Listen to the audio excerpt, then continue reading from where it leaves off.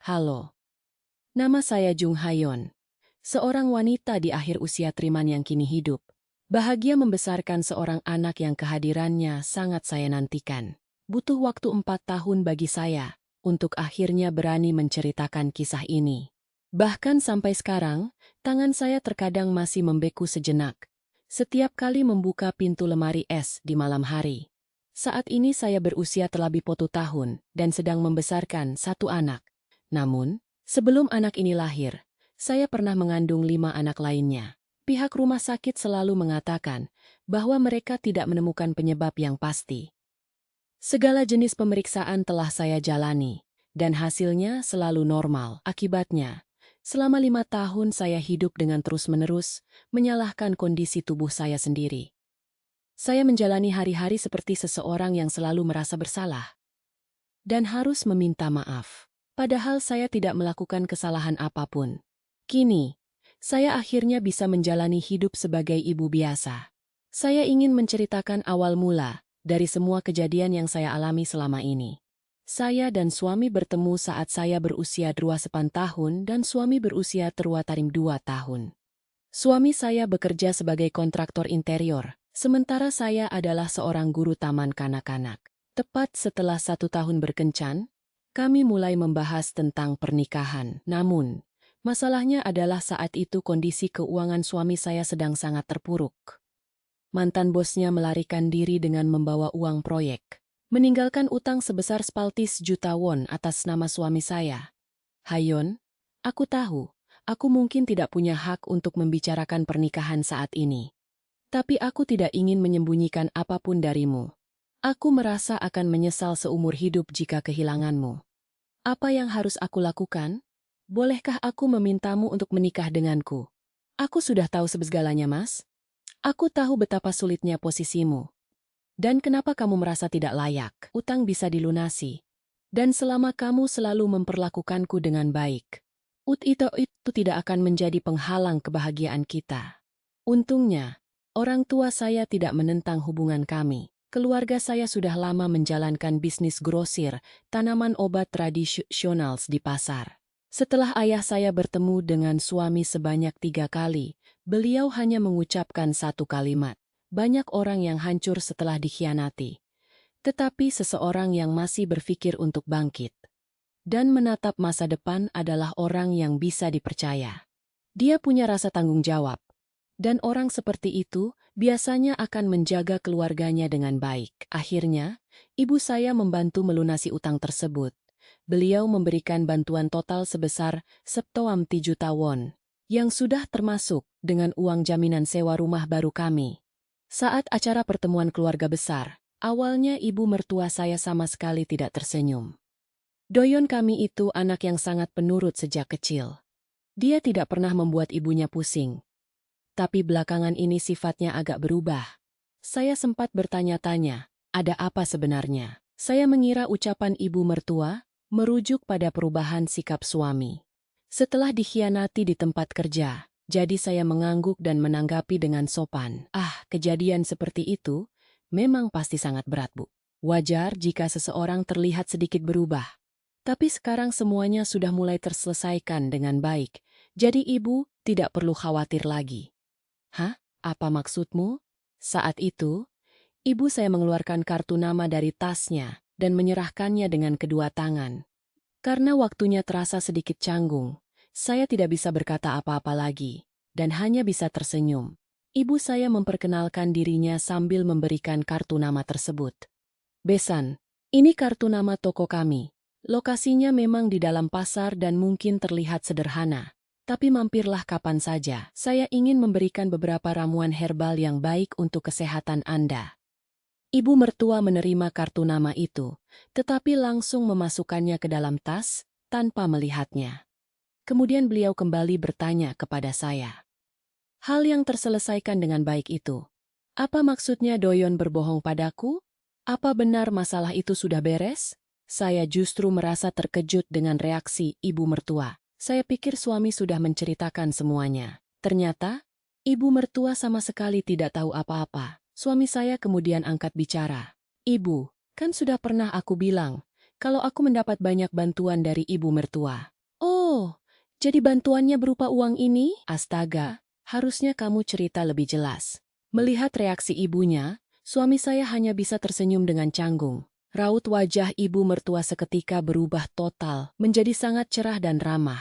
Aduh, Besan ternyata sudah melakukan hal yang sangat besar. Doyeonku benar-benar beruntung. Jujur saja saya tadi sangat khawatir. Saya takut jika anak orang lain yang berharga ini harus hidup menderita setelah menikah dengan anak saya. Tapi syukurlah kalau Besan sudah sangat memperhatikan mereka seperti ini. Jika dipikirkan sekarang, tawa itu adalah awal dari segalanya. Namun, saat itu saya menganggapnya sebagai pertanda baik bagi pernikahan kami. Saya pikir sikap sensitif ibu mertua tadi hanyalah bentuk kekhawatiran seorang ibu yang tidak ingin menantunya hidup susah. Setelah pertemuan selesai, keluarga saya sudah keluar lebih dulu. Saya sedang dalam perjalanan keluar setelah mampir ke kamar mandi. Di sudut dekat toilet, saya tidak sengaja mendengar percakapan antara ibu mertua dan suami. Doyeon, apa kamu yang lebih dulu minta keluarga itu melunasi utangmu? Bukan begitu, Bu. Ibu Hayeon yang menawarkan bantuan itu lebih dulu. Itu malah makin aneh. Kenapa ada orang yang mau melunasi utang anak orang lain tanpa alasan? Apa mereka punya niat terselubung? Bagaimana mungkin orang asing mau membayar uang sebanyak itu? Ibu, jangan bicara seperti itu. Aku sangat ingin menikah dengan Hayeon.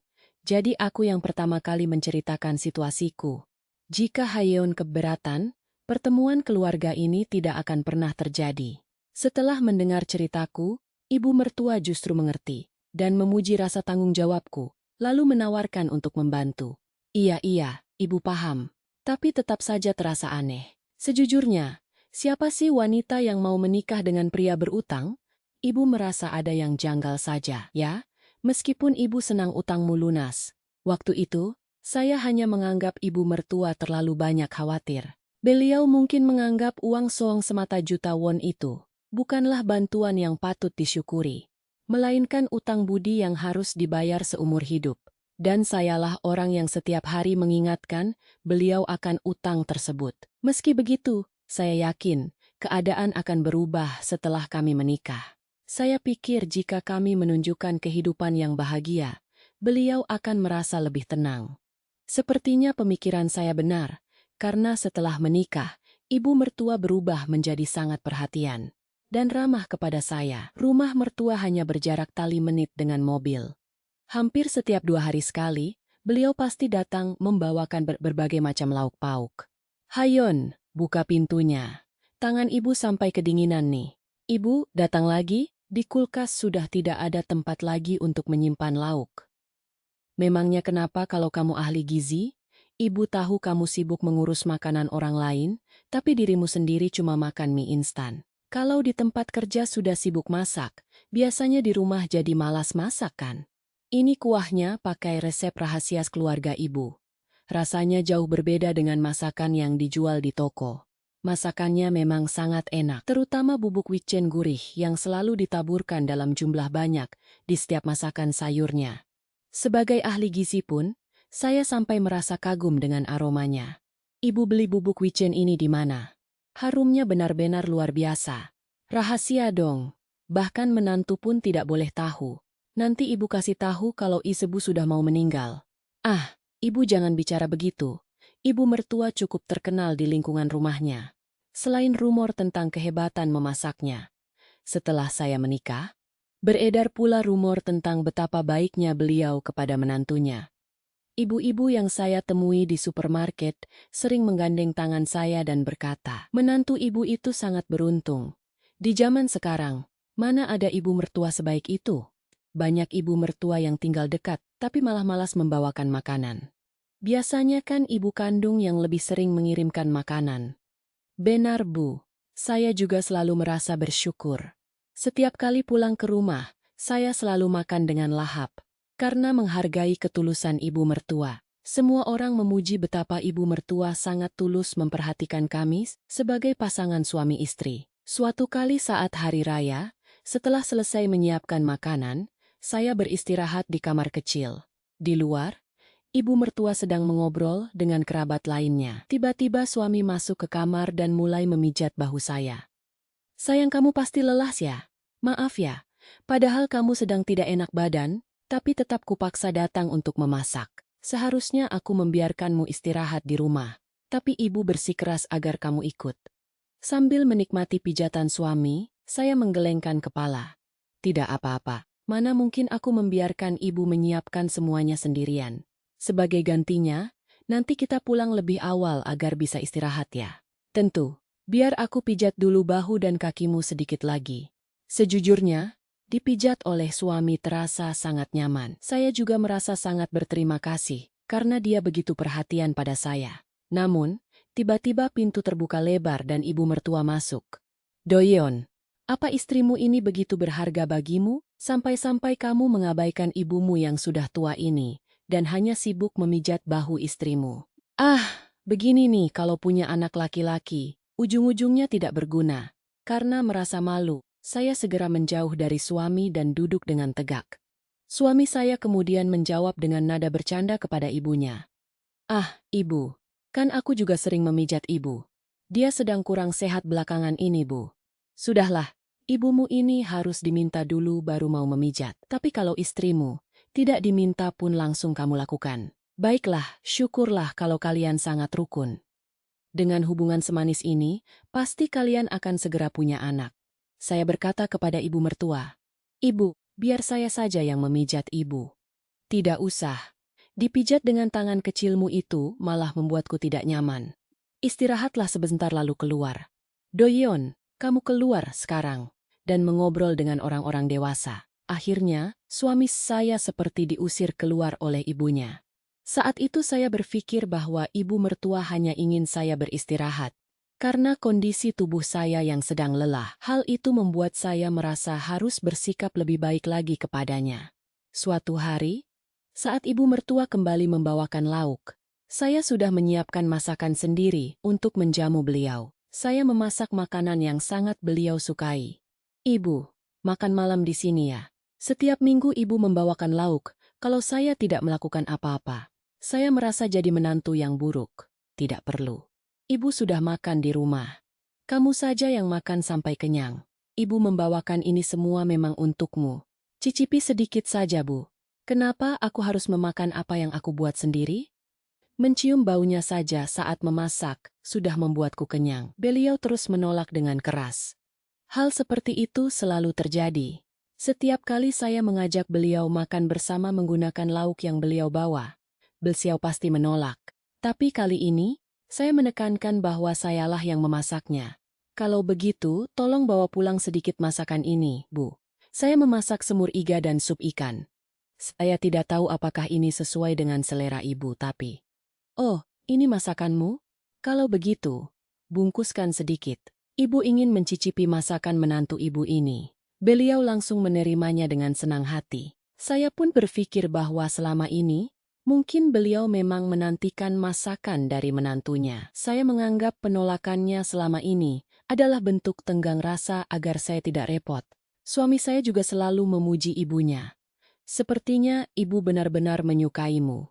Saat aku masih tinggal sendirian, beliau tidak pernah sekalipun membuatkan lauk untukku. Benarkah? Aku jadi merasa tidak enak. Karena ibu sangat baik padaku, aku juga harus berbuat baik padanya. Lakukan saja seperti sekarang. Dengan kamu makan lahap saja, ibu pasti sudah merasa senang. Aku kan hampir selalu makan di lokasi proyek. Jadi jarang ada waktu makan bersamamu kecuali di akhir pekan. Karena itulah aku merasa sangat terbantu oleh ibu. Saya sangat bersyukur karena merasa lauk pauk itu dibuat khusus untuk saya. Tak lama kemudian, kami membawa kabar gembira yang sangat dinantikan oleh ibu mertua. Kabar tentang kehadiran cucu. Kami berhasil hamil setelah 6 bulan menikah. Saat mendengar kabar itu, ibu mertua memegang tangan saya sambil menangis haru. "Sayang, terima kasih, benar-benar terima kasih." "Ibu, kenapa menangis?" "Ibu hanya merasa terharu. Akhirnya di usia segini ibu bisa menimang cucu. Sekarang, kamu jangan melakukan apa-apa.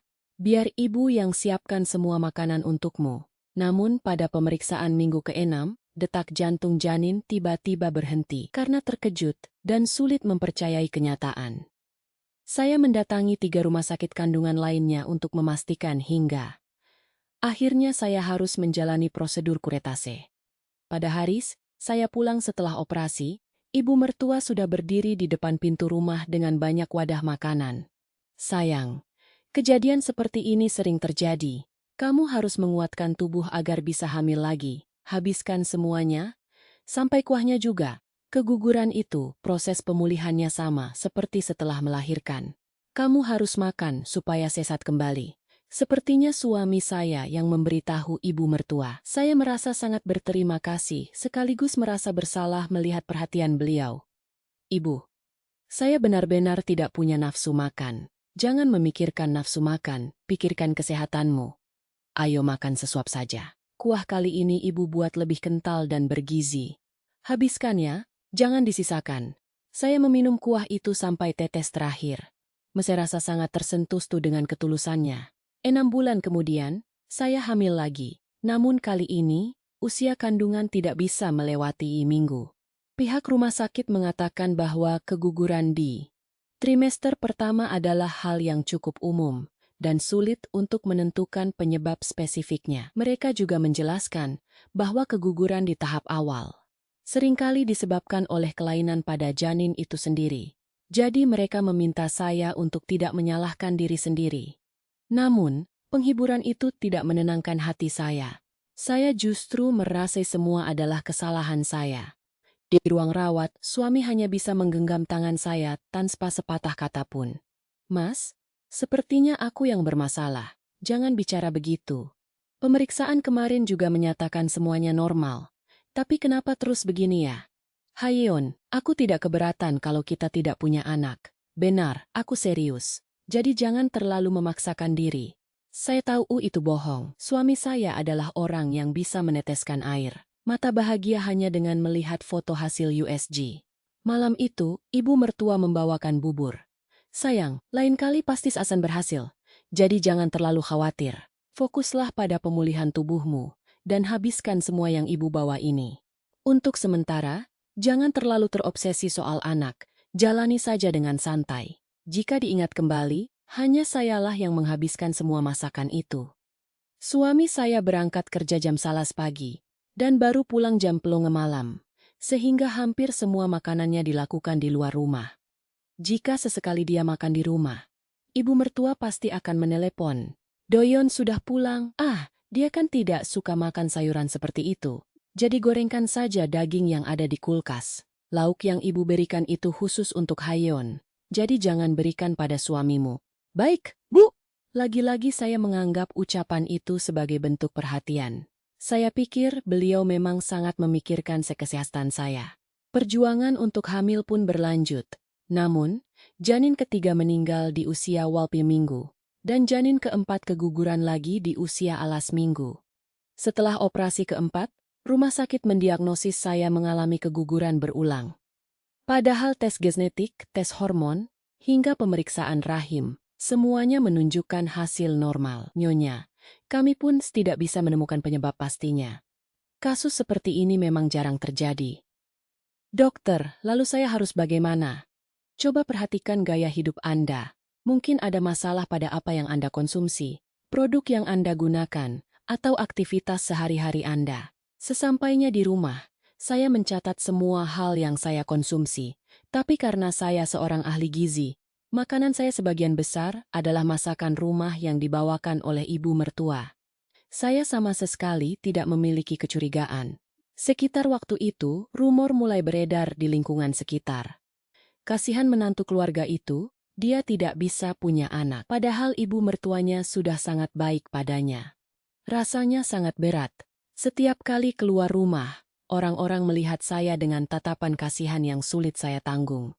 Akhirnya, saya pun jadi malas untuk keluar rumah.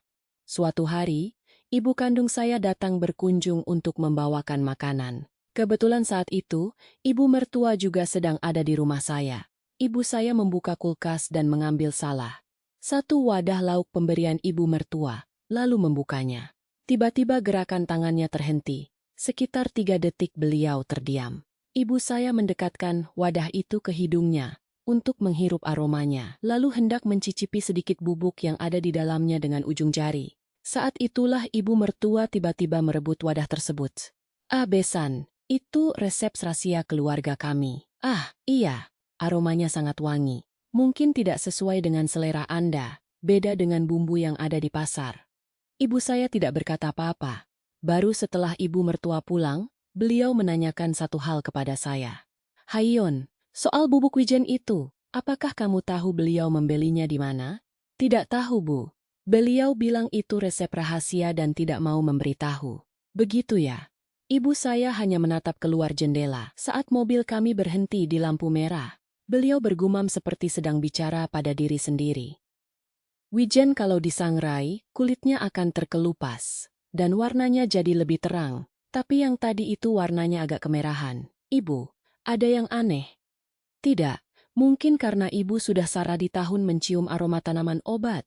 Sampai semua hal terlihat seperti bahan obat bagi ibu. Sekarang jika saya ingat-ingat, saat itu ibu saya sebenarnya sudah curiga. Hanya saja beliau belum yakin dan merasa tidak enak untuk mengungkapkan kecurigaan terhadap besan kepada anaknya sendiri. Dan tidak ada kesempatan lagi untuk membahas hal itu. Karena belum genap sebulan kemudian, saya hamil untuk kelima kalinya. Anak kelima pun, detak jantungnya berhenti setelah melewati usia 2 minggu. Hal itu membuat saya benar-benar hancur. Di atas meja operasi, saya bahkan tidak sanggup lagi untuk menangis. Saat terbaring di ruang pemulihan, saya hanya menatap langit-langit. Berat badan saya turun hingga parbian kilogram, dan rambut saya rontok parah setiap kali keramas. Dalam waktu lama menit saat suami sedang keluar untuk membeli sesuatu, ibu mertua masuk ke ruang rawat saya. Beliau menutup pintu rapat-rapat. "Sayang." "Iya, Bu. Ibu mengatakan ini bukan karena ibu membencimu, tapi bukankah sudah waktunya kamu sadar?" "Apa maksud ibu?" "Doyon kami tahun ini usianya sudah terapai wato tahun. Dia sangat menyukai anak-anak, tapi jika kamu yang tidak bisa memberinya keturunan terus menahan hidupnya, itu tidak benar." "Ibu, saya bahkan belum sehari selesai menjalani operasi." "Justru karena itulah ibu mengatakannya sekarang, saat pikiranmu masih jernih. Meskipun ini mungkin akan menyakitimu." Saya merasa napas saya sesak. "Apa ibu melakukan ini karena benci padamu?" "Kalau ibu benci, ibu tidak akan mau repot-repot membawakan lauk selama ini. Ibu merasa sudah melakukan yang terbaik untuk membantumu. Orang-orang di lingkungan pun tahu, kan? Selama 5 tahun ibu membawakan makanan. Tidak mungkin mereka tidak tahu. Bahkan kepada anak kandung sendiri pun, ibu tidak seperti itu." "Saya tahu itu, Bu. Tapi kenapa tiba-tiba? Kalau sudah tahu, baguslah. Seseorang harus tahu diri. Menahan anak laki-laki orang lain padahal kondisi tubuhmu tidak bisa melahirkan. Itu bukan tindakan yang sopan. Ibu rasa kamu lebih tahu soal itu daripada siapa pun." Saya tidak bisa menjawab. Saat itu saya merasa apa yang beliau katakan ada benarnya. Ibu mertua kemudian mengambil sesuatu dari amplop di samping tempat tidur, memasukkannya ke dalam tas, lalu pergi. Belakangan saya baru tahu bahwa itu adalah surat keterangan diagnosa dari rumah sakit. Waktu itu, saya sangat terpuruk, sehingga tidak menyadari betapa anehnya tindakan beliau. Suami saya masuk dan bertanya, "Apa ibu tadi ke sini?" Aku melihatnya di lobi, tapi beliau langsung pergi. "Iya, beliau memintaku untuk menjaga kesehatan." "Syukurlah, ibu benar-benar sangat perhatian padamu. Kemarin beliau meneleponku sambil menangis." "Oh ya?" "Iya, katanya beliau merasa sangat bersalah pada menantunya. Jadi aku bilang padanya bahwa mungkin aku yang bermasalah. Lalu, bagaimana kalau kita tidak usah punya anak dan hidup berdua saja dengan bahagia?" Sepertinya itu bukan ide yang buruk. Banyak orang yang punya anak, malah hidupnya jadi sangat stres. Kita hidup berdua saja dengan rukun ya. Saya mencoba tersenyum. Suami saya yang tidak tahu apa-apa mencoba menghibur saya dengan kata-kata itu. Ketulusannya justru membuat saya merasa semakin bersalah, sehingga saya tidak bisa menanggapi apapun. Malam itu di rumah sakit, saya merasa tidak punya alasan lagi untuk terus hidup.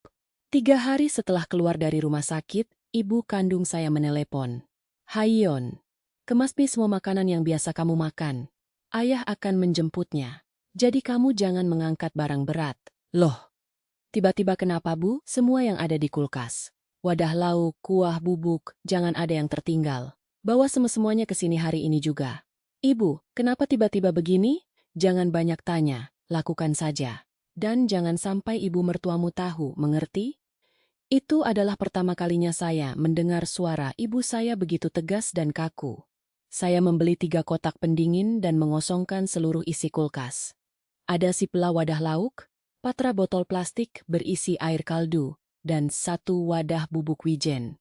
Karena berat, ayah saya datang membawakan troli barang untuk mengangkutnya. Saya pun ikut pergi ke rumah orang tua saya untuk mengganti suasana. Sesampainya di sana, saat semua wadah lauk diletakkan di ruang tengah, ibu saya memakai celemek dan mulai memeriksa satu persatu.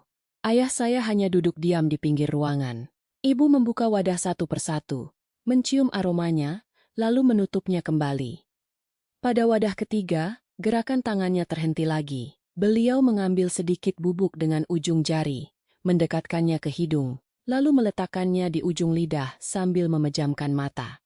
Kemudian dengan suara yang sangat pelan, beliau memanggil saya. Hayon, sepertinya ini bukan wijen. Hah? Ini? Sepertinya biji safflower. Biji safflower yang dipanggang, lalu digiling halus. Apa itu biji safflower? Ibu menatap saya dengan tajam. Sesuatu yang sama sekali tidak boleh dikonsumsi oleh wanita hamil. Suasana ruangan seketika menjadi sunyi senyap. Ayah saya berdiri, tanpa sepatah kata pun, dan berjalan keluar rumah. Ibu saya kemudian memisahkan 3 wadah lauk dan 1 botol plastik kaldu. Ibu sangat percaya pada indera penciuman ibu sendiri. Tapi kita tetap harus melakukan pemeriksaan laboratorium jika ingin mengajukan tuntutan secara resmi. Ibu mau mengirimnya kemana? Ibu punya kenalan di lembaga pemeriksaan bahan pangan, tempat langganan ibu, untuk mengecek kandungan bahan obat. 5 hari setelah mengirimkan sampel tersebut, hasil tesnya pun keluar. Ibu datang ke rumah saya dengan membawa dokumen hasilnya. Awalnya saya tidak berpikir terlalu jauh. Saya terus meyakinkan diri bahwa ini tidak mungkin. Tidak mungkin ibu mertua yang begitu mendambakan cucu melakukan hal sekeji itu pada makanan saya. Namun di sisi lain, ada rasa takut yang besar jika hal itu ternyata benar. Duduklah. Bagaimana hasilnya, Bu? Bubuk itu memang biji safflower dan dicampur dengan banyak bubuk jali-jali. Sedangkan kuah kaldunya adalah air rebusan tanaman motherwort. Motherwort, apa itu masalahnya? Ketiga bahan itu adalah hal yang harus dihindari oleh ibu hamil. Satu saja sudah berbahaya, apalagi jika ketiga-tiganya dikonsumsi bersamaan. Dan ini sudah berlangsung selama 5 tahun. Terutama motherwort, itu sangat dilarang bagi ibu hamil, karena bisa memicu kontraksi rahim yang hebat dan menyebabkan kematian janin. Mendengar hal itu, saya langsung berlari ke kamar mandi dan muntah-muntah.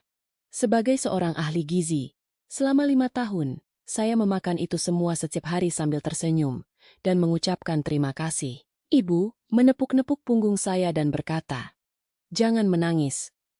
Yang kita butuhkan sekarang adalah bukti. Entah apa yang ada di pikiran ibu mertuamu sampai melakukan ini.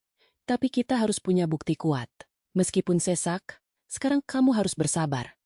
Ibu, apa aku tidak bisa langsung melabraknya dan lapor ke kantor polisi sekarang juga? Aku ingin bilang padanya bahwa aku keguguran 5 kali itu semua karena dia. Bagaimana kamu mau membuktikannya? Dokter pun tidak bisa memastikan dengan mutlak bahwa keguguran itu hanya karena makanan ini. Jika kamu melakukannya sekarang, menurutmu apa yang akan dikatakan mertuamu? Aku tidak tahu. Beliau pasti akan berkilah bahwa dia memasukkannya karena mengira itu baik untuk kesehatanmu. Kalau begitu, masalahnya selesai. Malah kamu yang bisa dituduh memfitnah ibu mertua. Lalu aku harus bagaimana? Ibu melipat kertas hasil tes tersebut dan berkata, "Kita harus membuat pengakuan itu keluar langsung dari mulutnya. Sampai saat itu tiba, jangan katakan apa-apa kepada siapapun, termasuk suamimu. Kepada Mas Doyon juga tidak boleh. Menurutmu, apa yang akan dia katakan jika kamu memberitahunya sekarang?" Dia pasti akan bilang, tidak mungkin ibunya melakukan hal seperti itu. Jika kamu mendengar kata-kata itu, mentalmu bisa benar-benar hancur. Lagi pula, siapa tahu suamimu juga bekerja sama dengan ibunya? Mas Doyon bukan orang seperti itu, Bu. Ibu juga berpikir begitu. Ibu tahu bagaimana dia memperlakukanmu selama ini. Menantu kita sepertinya tidak akan sanggup melakukan hal sejahat itu. Saya mengangguk setuju. Sejak hari itu, ibu saya mulai memeriksa buku catatan bisnis tanaman obatnya. Tidak banyak tempat di daerah ini yang bisa memanggang dan menggiling biji safflower sampai sehalus itu. Biji itu tidak bisa dimakan langsung. Bagaimana cara mencarinya, Bu? Ibu punya lebih dari 100 relasi bisnis. Jika ibu mulai menelepon mereka satu persatu, pasti akan ketemu. Pada hari keempat, ponsel ibu saya berdering. Saat itu, saya sedang mengungsi di rumah orang tua dengan berbagai alasan. Karena merasa tidak tenang di rumah sendiri. Orang yang menelepon ibu saya adalah pemilik toko ramuan kesehatan yang sudah menjadi rekan bisnisnya selama lebih dari tahun. Suah, apakah besanmu itu bernama Ibu Choi Ok Bun? Benar, Bu. Ada apa? Beliau sudah 5 tahun menjadi pelanggan tetap di sini. Sini, coba lihat dulu. Ibu menoleh dan menatapku sejenak. Beberapa hari kemudian, kami berdua mendatangi toko ramuan kesehatan tersebut. Sang pemilik toko membuka buku catatan penjualan yang ditulis tangan. Lalu mulai menjelaskan, dalam 5 tahun terakhir, beliau datang 10 kali. Lihat ini, semua tanggalnya tercatat dengan rapi. Ada yang dibayar tunai, ada juga yang lewat transfer bank. Pak, saat membeli itu, apa yang beliau katakan? Tanyaku penasaran. Katanya beliau menderita osteoporosis parah. Karena sedang mencari sesuatu yang bagus untuk tulang, saya sarankan biji bunga kesumba. Honghwasi. Beliau selalu minta agar bijinya disangrai lalu digiling sampai halus. Beliau bilang untuk dikonsumsi sendiri? Tentu saja. Orang-orang seusia beliau memang banyak yang mencari itu. Tapi, sebenarnya ada masalah apa? Ibu kemudian mengeluarkan selembar kertas, hasil uji laboratorium, dan meletakkannya di depan pemilik toko. Putriku sudah mengalami keguguran sebanyak 5 kali. Padahal, satu-satunya yang dia makan hanyalah lauk pauk, kaldu, dan bubuk wijen kiriman mertuanya. Ternyata, bubuk wijen itu adalah gilingan biji bunga kesumba. Seketika, raut wajah pemilik toko itu menegang. Tidak mungkin. Mana mungkin seseorang memberikan itu kepada menantu yang sedang mengandung cucunya sendiri? Sayangnya, kemungkinan itulah yang terjadi. Karena nyatanya, anakku sudah 5 kali kehilangan janinnya. Pemilik toko itu tersentak kaget. Ia mengibaskan tangannya dengan panik sambil berkata, "Ya ampun, Bu. Saya menjualnya karena dia bilang untuk mengobati tulangnya sendiri. Kalau dia bilang untuk menantunya yang hamil, mana mungkin saya gila sampai mau menjualnya? Secara logika, itu adalah hal yang dilarang keras. Saya paham. Karena itu, tolong berikan salinan buku catatan ini. Saya butuh bukti agar orang-orang itu tidak bisa mengelak lagi." Tentu saja saya berikan. Dalam perjalanan pulang, aku bertanya pada ibu dengan perasaan bimbang. "Ibu, tapi ini aneh. Di toko tadi, mertuaku bilang itu untuk dirinya sendiri. Bukankah ada kemungkinan beliau memang benar-benar membelinya untuk dikonsumsi pribadi?" Ibu menggelengkan kepala sambil tetap fokus pada kemudi. "Itulah bukti terbesarnya." "Maksud ibu?" "Ini adalah bahan obat yang tidak boleh dikonsumsi dalam jangka panjang. Tapi dalam 5 tahun, dia datang 10 kali. Artinya, dia rutin membelinya setiap 2 kali setahun.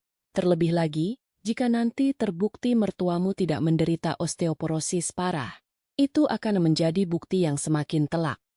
Rasa merinding seketika menjalar ke seluruh tubuhku.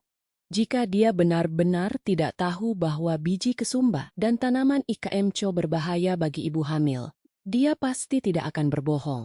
Dia akan jujur bilang membelinya untuk menantunya. Seseorang tidak perlu berbohong jika merasa tidak melakukan kesalahan. Namun, karena dia sadar itu berbahaya bagi ibu hamil, dia menipu penjual dengan mengatakan itu untuk dirinya sendiri. Padahal, kepada orang-orang di sekitarnya, dia pamer sedang membelikan sesuatu yang baik untuk menantunya. Kenapa dia bercerita berbeda kepada pemilik toko kesehatan? Itu karena dia sengaja melakukannya. Jadi, maksud ibu, beliau memang sengaja memasukkannya ke makananku? Benar-benar sengaja melakukannya terus-menerus selama bertahun-tahun, bukanlah sebuah ketidaksengajaan. Itu adalah rencana yang matang, agar kamu tidak bisa memiliki keturunan. Aku memandang keluar jendela. Tanganku gemetar hebat, hingga aku harus mendudukinya di atas pangkuan untuk menahannya. Ibu, selama 5 tahun ini, aku tidak tahu sudah berapa kali aku mengucapkan terima kasih kepada beliau. Aku tahu, kamu pasti merasa sangat berterima kasih, karena menyiapkan lauk setiap minggu bukanlah perkara mudah.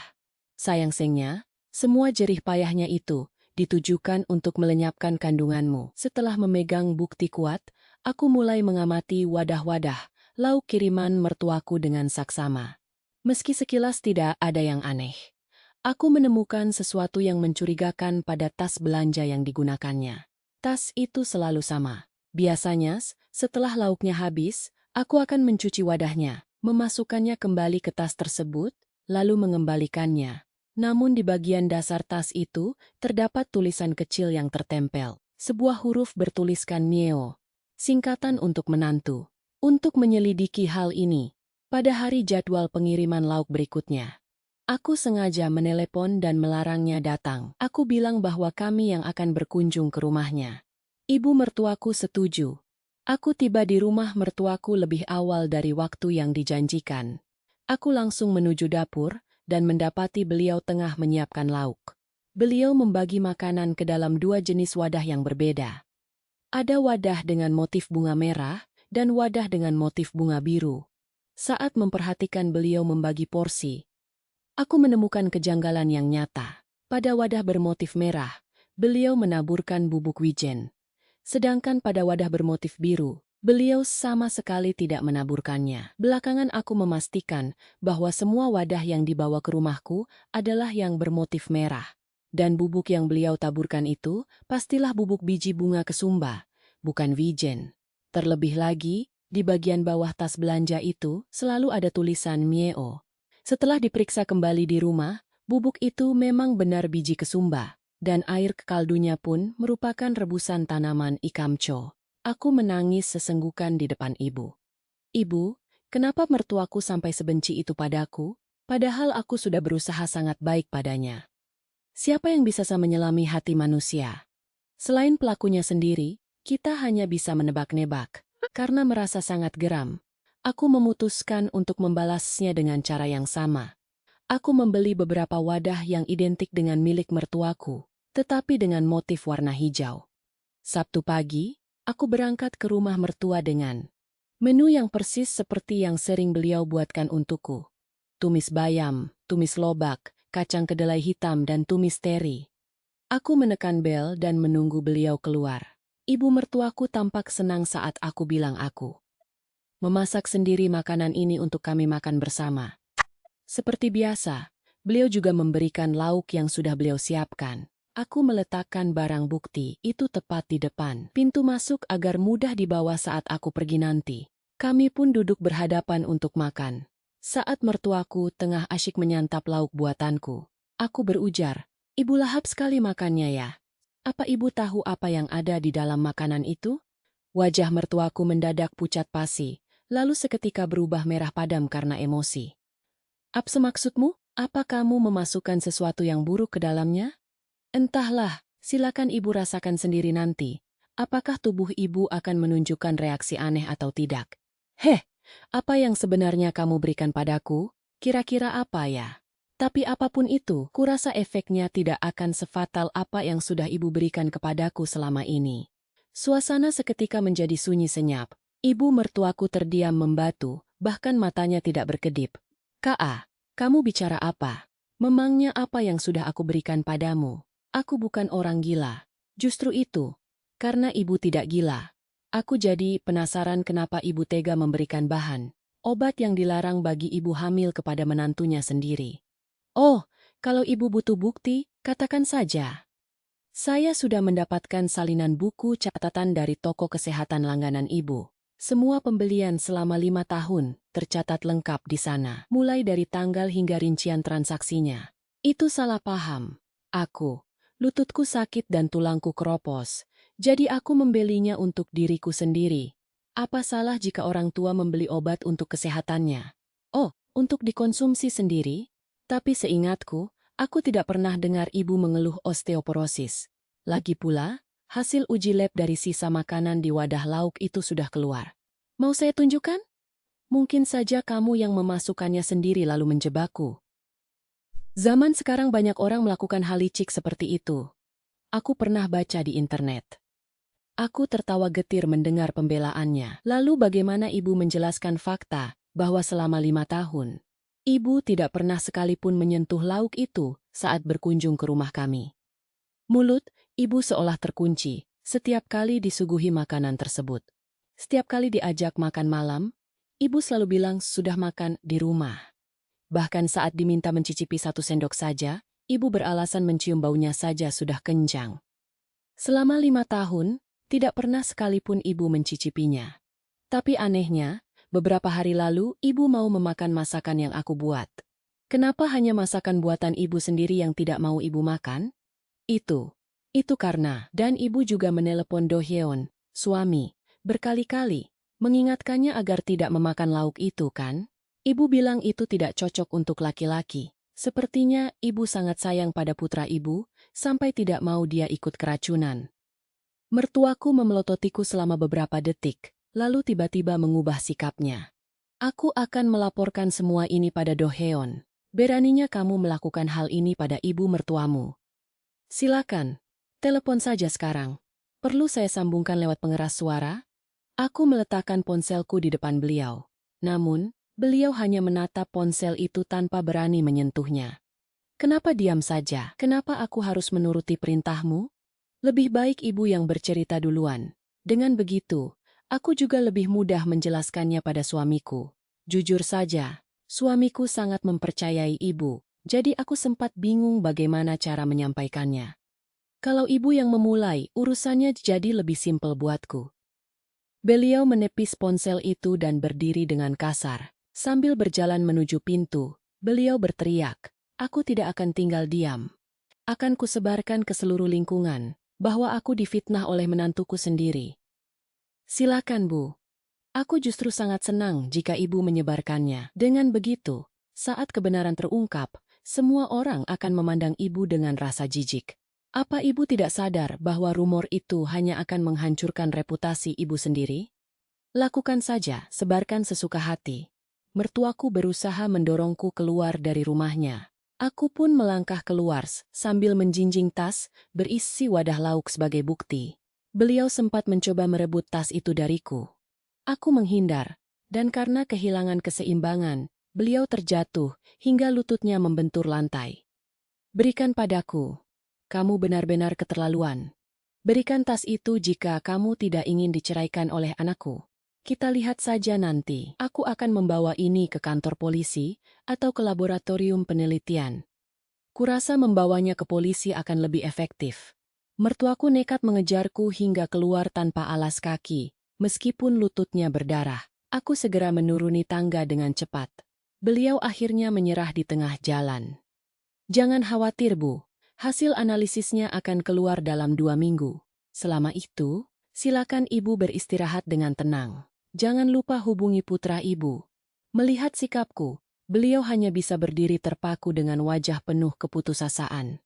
Malam itu berlalu, bahkan hingga keesokan harinya, beliau tetap tidak menghubungi suamiku. Saat itulah aku yakin sepenuhnya. Jika seseorang merasa difitnah, orang pertama yang akan dia hubungi adalah anaknya. Tapi dia tidak melakukannya. Dia ketakutan kalau-kalau putranya mulai bertanya-tanya. Bagi mertuaku, harta paling berharga adalah reputasinya di lingkungan sekitar. Sebagai pengurus Persatuan Wanita dan anggota teladan di Universitas Lansia, beliau selalu dikenal sebagai mertua yang sangat baik hati.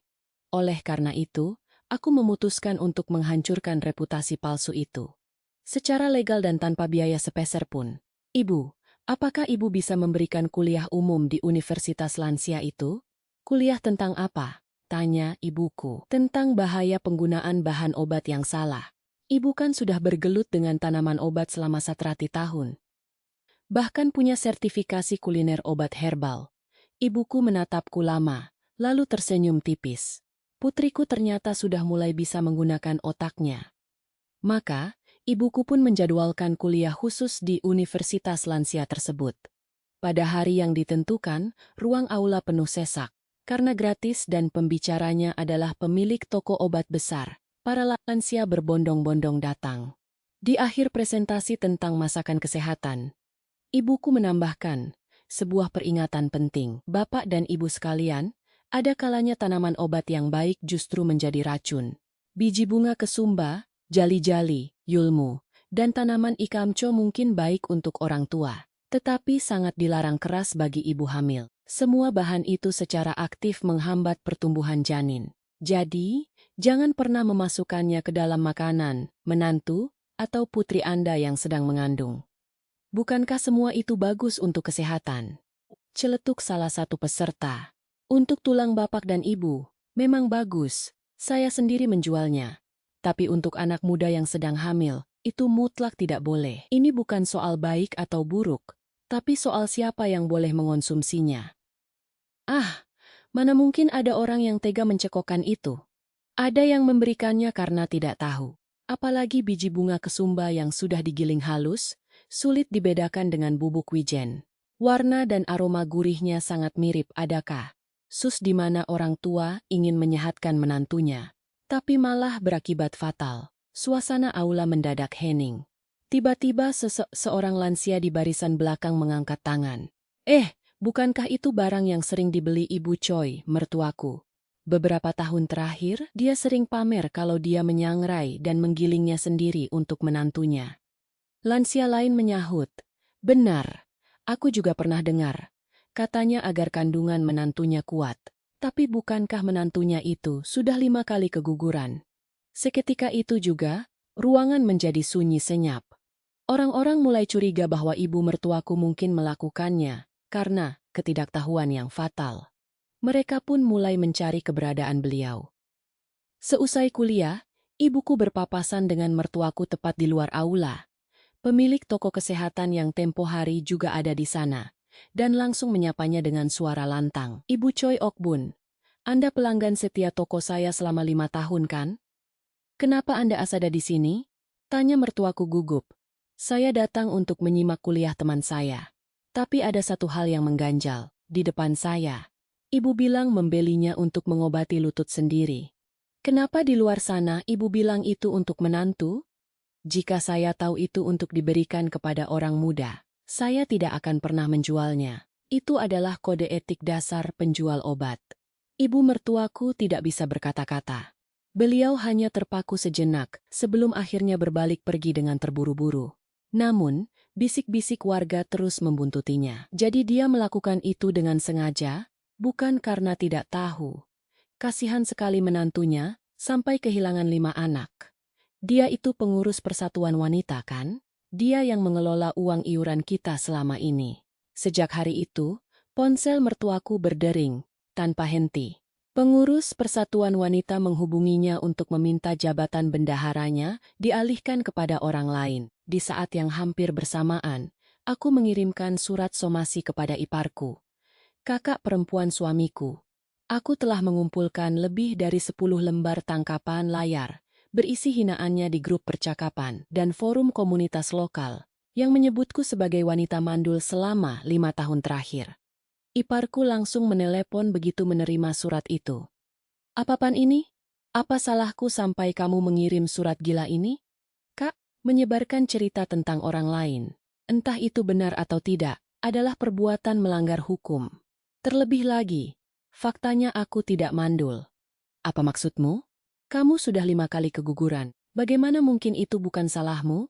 Ternyata bukan. Jika kakak penasaran, tanyakan saja pada ibu apa yang beliau masukkan ke dalam makananku selama 5 tahun ini. Apa? Apa maksudmu ibu memasukkan sesuatu? Catatan pembelian di toko kesehatan menunjukkan semuanya dengan sangat jelas. Beliau memberikan segala sesuatu yang dilarang bagi ibu hamil. Selama ini aku mengira beliau sangat perhatian, karena rajin mengirimkan lauk. Ternyata itu semua adalah taktik, agar aku tidak pernah bisa melahirkan. Hening sejenak di seberang telepon. Tak lama kemudian, Aku mendengar iparku berteriak histeris kepada ibunya tanpa mematikan sambungan telepon. Ibu, ibu benar-benar melakukan itu? Kenapa ibu diam saja? Jawab, karena perbuatan ibu. Aku sekarang dituntut hukum. Kenapa ibu tega melakukan hal sebodoh itu? Mendengar keributan mereka, aku pun menutup telepon dengan tenang. Setelah kegaduhan di lingkungan tersebut memuncak, mertuaku mencoba mencari perlindungan kepada putranya. Do-hyun, istrimu mencoba menghancurkan ibumu sendiri. Dia ingin menjadikanku seorang pembunuh. Saat itu suamiku belum tahu apa-apa. Dia sempat bingung dan mencoba mencari tahu apa yang sebenarnya terjadi di antara kami. Aku sendiri masih ragu bagaimana cara menceritakan kekejaman ibunya kepadanya. Namun, beberapa hari kemudian, suamiku pulang dengan wajah pucat pasi seperti mayat. Sayang, ada apa? Kenapa wajahmu seperti itu? Ada 2 pinjaman atas namaku. Totalnya Lanimututram juta won. Apa? Bagaimana bisa? Itu namamu. Tapi kenapa kamu baru tahu sekarang? Tanyaku panik, khawatir dia ditipu orang. Surat tagihannya tidak pernah sampai ke rumah kita. Ternyata alamat korespondensinya menggunakan alamat rumah ibu. Selama ini, ibu yang membayar cicilannya secara diam-diam. Ternyata rumah yang ditinggali ibu itu masih atas namaku. Beliau menjadikannya jaminan tanpa sepengetahuanku. Selama 4 tahun cicilannya lancar, jadi bank tidak pernah menghubungiku. Tapi sejak 3 bulan lalu pembayarannya macet, dan barulah bank mencariku. Suamiku terduduk lemas di sofa. Aku baru ingat pernah memberikan cap stempel pribadiku. Ingam dulu. Ibu bilang butuh itu dan KTP-ku untuk mengurus asuransi. Ternyata itulah saat beliau beraksi. Sayang, selama 4 tahun aku tidak tahu apa-apa. Ibu membayar bunga pinjaman itu setiap bulan, sambil terus merengek padaku bahwa uang bulanan yang kuberikan kurang. Dan aku selalu memberikan uang tambahan itu kepadanya. Ternyata, mertuaku bukan hanya tidak menyukaiku, tetapi beliau sepertinya memang tidak menginginkan kebahagiaan kami sebagai pasangan. Dan akhirnya aku mulai paham alasan sebenarnya mengapa beliau tidak ingin aku hamil. Semua itu bermuara pada uang. Pendapatan suamiku terbatas. Jika ada anak yang lahir, otomatis jatah uang bulanan untuk mertuaku akan berkurang drastis. Itulah salah satu alasan utamanya. Apalagi melihat bagaimana beliau nekat mengambil pinjaman secara ilegal. Malam itu aku menyodorkan sebuah map kepada suamiku dengan perlahan. Isinya adalah hasil analisis lab, salinan catatan toko kesehatan selama 5 tahun. Dan plastik pembungkus wadah lauk bertuliskan Meo. Suamiku membuka lembar demi lembar dengan tangan gemetar. Di sana terdapat penjelasan tentang bahaya masing-masing tanaman obat tersebut dan peringatan keras bagi ibu hamil. Aku hanya bisa duduk di dekat pintu, mendengarkan suara tangisannya yang pecah. Itu adalah pertama kalinya aku melihat pria berusia 20 tahun menangis sehebat itu. Hayeon, maafkan aku. Aku benar-benar minta maaf. Aku tidak tahu harus bagaimana menebus semua ini padamu. Kenapa ibu bisa sejahat itu? Kenapa? Suamiku meraung penuh kepedihan. Wajar jika dia sangat terpukul. Dia adalah pria yang sangat menyayangi anak-anak. Mengetahui bahwa kematian 5 calon anaknya disebabkan oleh ulah ibunya sendiri pasti menghancurkan jiwanya. Setelah beberapa saat, dia akhirnya bersuara. Besok kita akan menemui pengacara, dan aku mohon satu hal padamu. Biar aku yang melaporkannya. Kamu jangan ikut campur. Ini adalah urusan keluargaku, jadi aku sendiri yang harus menyelesaikannya. 3 hari setelah berkonsultasi dengan pengacara, suamiku menelepon ibunya. Ibu, ayo, kita makan bersama. Ibu ada waktu kan? Mendengar suara anaknya yang terdengar normal, mertuaku langsung setuju. Beliau bahkan bilang punya banyak hal yang ingin diadukan. Akhirnya, kami bertemu di sebuah restoran pada akhir pekan. Saat suamiku masuk dan aku menyusul di belakangnya, wajah mertuaku langsung berubah pucat. Suamiku meletakkan dokumen hasil analisis di meja dan bertanya langsung pada intinya. Ibu, apa ibu yang memasukkan semua ini ke makanan Hayeon? Bukan aku. Justru karena ini, aku ingin bertemu denganmu. Bagaimana bisa istrimu memfitnah mertua yang setiap minggu rajin membuatkan lauk? Dosaku hanyalah terlalu merindukan kehadiran cucu. Ibu, ini sudah 5 tahun. Ibu membeli bahan ini sampai 10 kali. Untuk apa semua obat sebanyak itu jika bukan untuk mencelakai kami? Apakah benar ibu yang telah membunuh 5 anak kami yang sangat berharga? Tiba-tiba, mertuaku menggebrak meja dengan keras hingga gelas terguling. Iya, aku yang melakukannya. Memangnya kenapa kalau iya? Suasana restoran mendadak sunyi. Do-hyeon, sejak kamu bertemu wanita ini, apa kamu pernah datang menjenguk ibumu atas kemauan sendiri? Kamu baru mau datang kalau aku yang mengantarkan lauk ke rumahmu. Apa kamu pernah ingat aku sebagai ibumu? Ibu, aku sudah dewasa. Sebelum menikah aku memang sering pulang, tapi setelah menikah aku punya keluarga sendiri yang harus kujaga. Tapi setidaknya 2 kali sebulan, kita selalu makan bersama kan? Iya, 2 kali sebulan kamu datang. Tapi kamu sama sekali tidak mempedulikan perasaan ibumu. Kamu hanya sibuk mengekor di belakang istrimu. Apa kamu masih menganggapku sebagai orang tuamu? Sejujurnya, aku memang tidak pernah menyukai menantu ini. Aku benci sih melihat bagaimana dia membayar hutang-hutangmu, lalu mengendalikan demu sesuksa hatinya. Ibu, apa maksudnya? Wanita ini telah memutus ikatan antara kita, hanya karena dia melunasi hutangmu. Dia merasa berhak menguasai rumah kita. Bayangkan jika dia sampai punya anak. Aku pasti akan dibuang begitu saja saat tua nanti. Apa kamu pikir dia akan peduli padaku? Uang sakuku pasti akan dipotong habis-habisannya. Ibu benar-benar sudah gila ya. Istriku adalah orang yang sangat berharga bagiku. Dia adalah pendamping pilihanku. Tapi tega-teganya ibu berbuat kejam padanya. Bukan, maksudku ibu tega melakukan ini kepadaku. Apa nyawa bayi itu bagi ibu hanya mainan? Benarkah orang yang melakukan hal keji ini adalah ibuku sendiri? Mertuaku menatapku dengan penuh kebencian dan mendesis. Itu bukan racun mematikan. Itu obat herbal yang bagus untuk kesehatan. Dan tidak ada bukti konkret yang bisa menunjukkan bahwa keguguran itu disebabkan oleh obat tersebut. Suamiku berdiri dari kursinya. Ibu, anakku ada 5. 5 nyawa, Bu.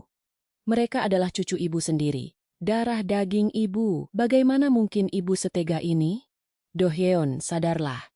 Semua yang kulakukan adalah demi kebaikanmu. Terikat dengan wanita seperti dia hanya akan membuat hidupmu menderita selamanya. Demi kebaikanku? Dengan cara membunuh 5 anakku?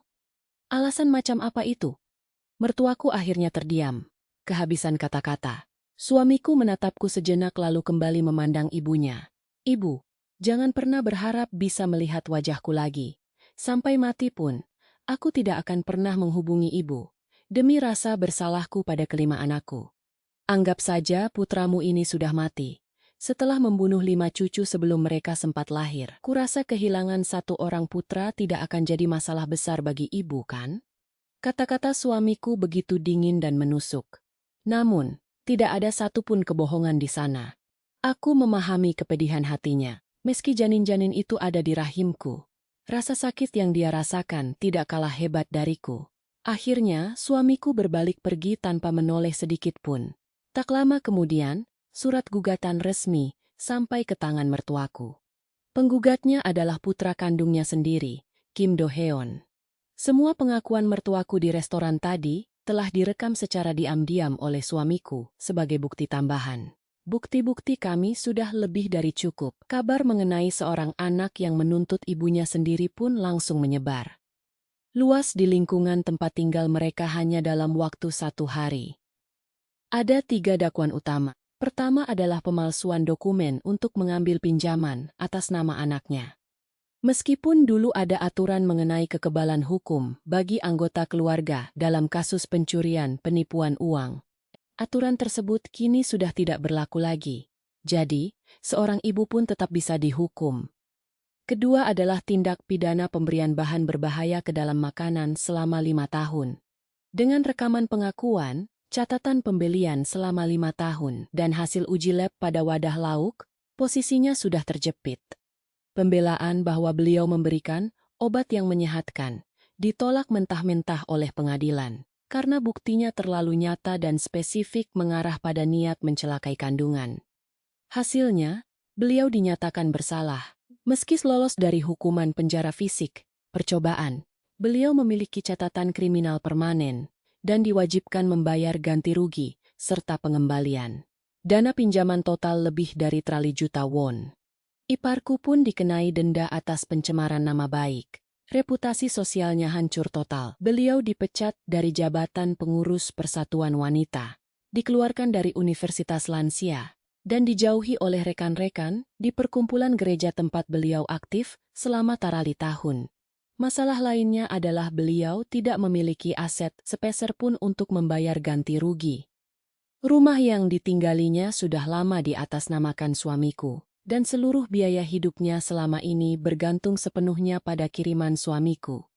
Pada hari suamiku mengosongkan rumah tersebut, mertuaku datang ke depan pintu rumah kami dan berlutut di lantai. "Hayeon, tolong selamatkan ibu. Ibu mohon. Aku salah. Aku benar-benar sudah gila waktu itu tuh. Aku tidak membukakan pintu. Aku hanya berdiri di balik pintu dan menjawab dengan tenang. Ibu, jangan bicara padaku. Suamiku melarangku melakukan apapun untuk membantu ibu. Kehilangan 5 orang anak ternyata memberikan trauma yang sama besarnya bagi suamiku." Mertuaku terus bersujud hingga dahinya menyentuh lantai. Melihat pemandangan itu, aku teringat kembali saat-saat aku terbaring lemah di ranjang rumah sakit dengan berat badan yang hanya tersisa parbantian kilogram. Ingatan itu kembali terbayang di benakku. Hari itu, wanita tersebut melangkah masuk, menutup rapat pintu rumah kami, lalu mendesakku dengan keras untuk segera bercerai dari suamiku. Kudengar setelah kejadian hari itu, ibu mertuaku akhirnya luntang-lantung tanpa arah. Beliau bahkan sempat pergi mencari kamar semi basemen yang pernah disewanya dulu. Begitu aku berhenti mengonsumsi masakan dari ibu mertuaku. Keajaiban itu datang 8 bulan kemudian. Kehamilan yang dinanti akhirnya tiba, dan aku melahirkan seorang anak laki-laki. Nama putra kami dirangkai dengan mengambil karakter Hanja dari nama mendiang ayah kandungku. Pada hari aku memperlihatkan foto USG, ibuku langsung menutup tokonya untuk pertama kali dalam cari tahun terakhir. Lalu menangis sejadi-jadinya sepanjang hari karena saking bahagianya. Namun, musim dingin lalu, ibu mertuaku mengeluarkan kartu as terakhirnya. Beliau mengajukan tuntutan hukum kepada putranya sendiri untuk meminta uang tunjangan hidup. Kabar itu seketika membuatku didera rasa cemas.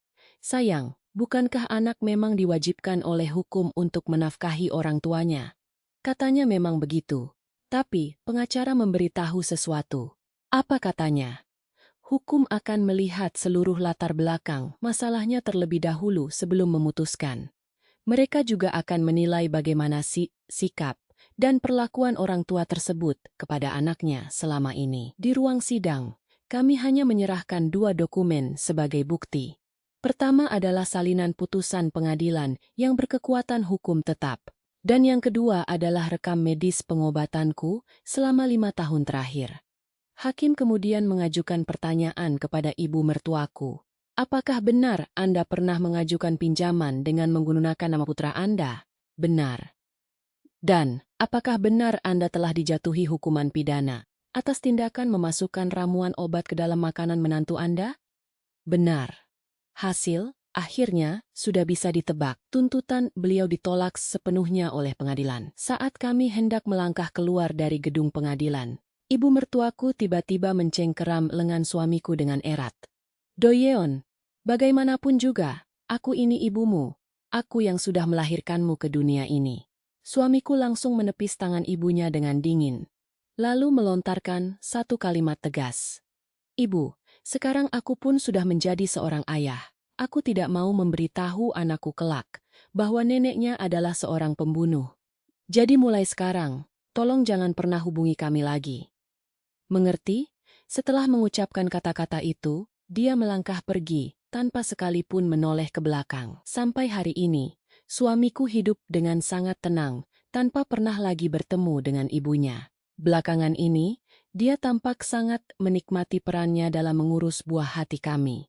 Meskipun aku berulang kali memintanya untuk tidak terlalu memaksakan diri agar tidak kelelahan, dia tetap bersikeras. Entah mengapa dia begitu bahagia, bahkan rela mengambil alih tugas memandikan bayi kami. saat subuh demi merasakan seutuhnya kebahagiaan luar biasa yang dihadirkan oleh anak kami. Kini, ibu mertuaku, yang tega berbuat jahat demi memuaskan keegoisannya sendiri, sudah tidak memiliki ruang lagi dalam kehidupan kami. Selama 5 tahun lamanya, aku selalu memakan masakan kiriman ibu mertuaku dengan penuh rasa syukur. Sosok yang di mata orang lain dikenal sebagai mertua idaman yang sangat menyayangi menantunya. Namun, justru karena makanan itulah, aku harus kehilangan janinku hingga 5 kali berturut-turut. Ibu mertuaku selalu menuduhku telah merebut putranya. Padahal, kenyataannya, dirinya lah yang telah membuang putranya sendiri. Bapi siapapun di luar sana yang saat ini mungkin sedang menyalahkan diri sendiri atas kemalangan yang tidak diketahui penyebabnya.